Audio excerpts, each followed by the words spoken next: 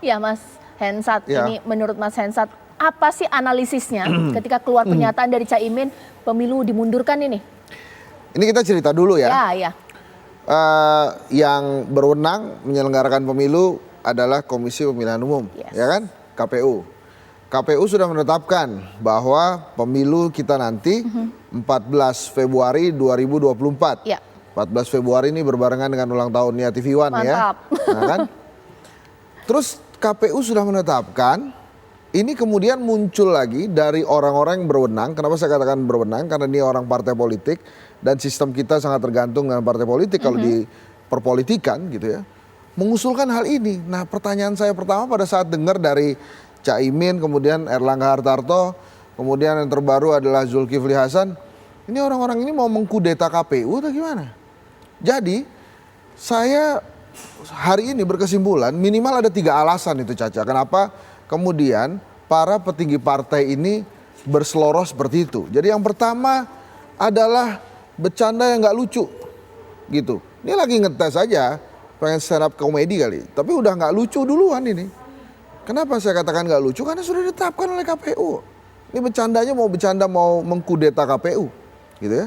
Yang kedua takut kalau pemilunya dilaksanakan 2024, ini elektabilitasnya turun semua.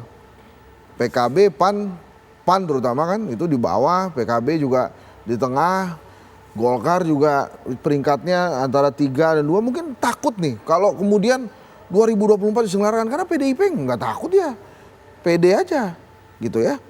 Demokrat malah katanya AHY kan bisa jadi kuda hitam. Nah yang ketiga ini jangan-jangan ada yang nyuruh nih. Karena orkestranya ini seru loh. Mbak Caca 2 minggu yang lalu beberapa simpul relawan Jokowi itu mendeklarasikan tegak lurus kepada Jokowi 2024. Ya. Ingat ya. Nah terus kemudian para ketua-ketua partai ini mulai berseloroh tentang memundurkan jadwal pemilu. Jangan-jangan ada yang nyuruh nih. Gitu ya. Oke. Kita kan gini loh, maksud saya, ini kan para petinggi-petinggi parpol mengajak kita atau menguji nalar kita nih ya. Kita kan punya nalar positif nih. Yeah. Ini diuji nih, kita uji balik aja, ini ada yang nyuruh jangan-jangan. Oke. Gitu ya. Jadi menurut saya Caca satu lagi adalah kalau ada wacana memundurkan pemilu ini minta kita hargai, maka seharusnya partai politik juga menghargai wacana untuk memajukan pemilu.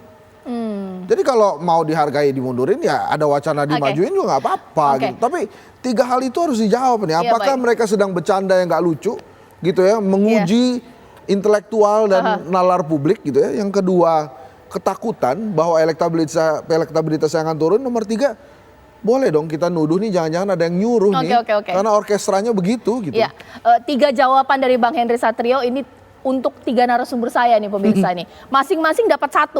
Mungkin saya ke pertanyaan nomor 3 dulu ini dari Bang Hensat untuk Pak Nursirwan. Jangan-jangan ada yang nyuruh. Ditanggapi dong Pak Nursirwan. Jangan ke Pak Nursirwan dong, maksudnya ke Pak Daniel Johan. Nanti mengenai kudeta kalau dia. Baik Pak Nursirwan. Pak Daniel Johan ketawa tuh. Pak Nursirwan.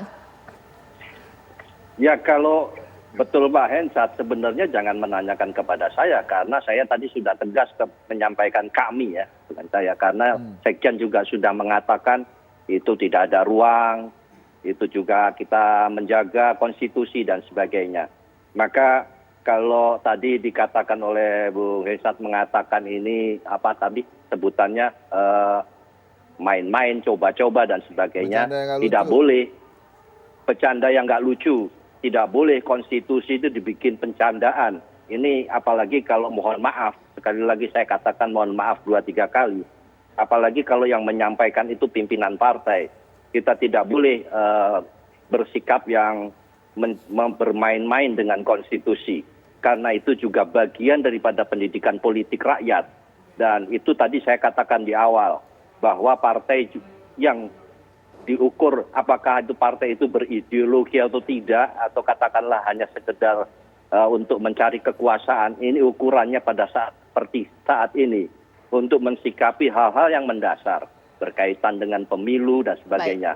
Jadi kalau mau berkeliling ke daerah, misalnya saya atau Bung Hensat mau berkeliling, yang diaspirasi tentu tetap mendasari kepada ideologi bangsa, ideologi yang mungkin Itu pada skop yang lebih kecil adalah ideologi partainya sendiri.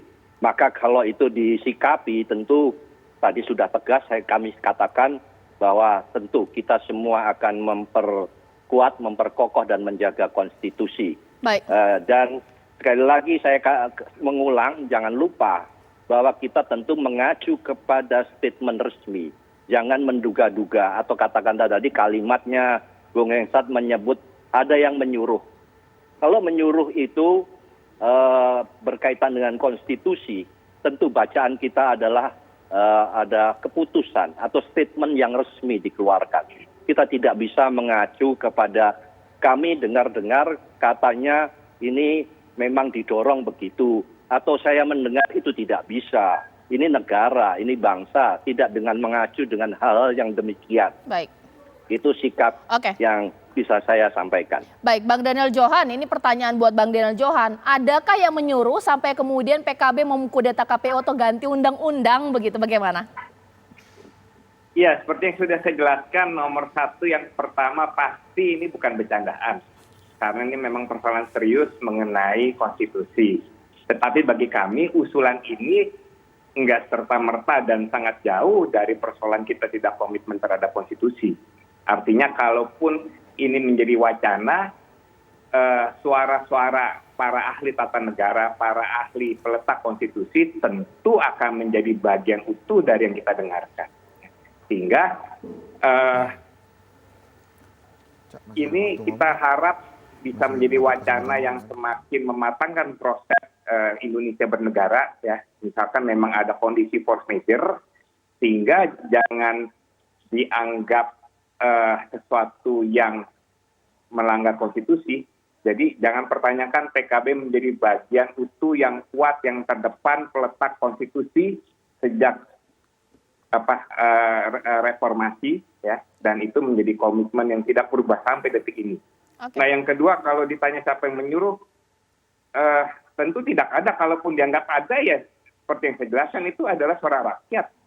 Ya mungkin rakyat yang didengar, yang selama ini 2 bulan didengar oleh Caimin, itulah yang menjadi dorongan kepekaan dari Caimin untuk menyampaikan atau akan menyampaikan, mengusulkan ini kepada para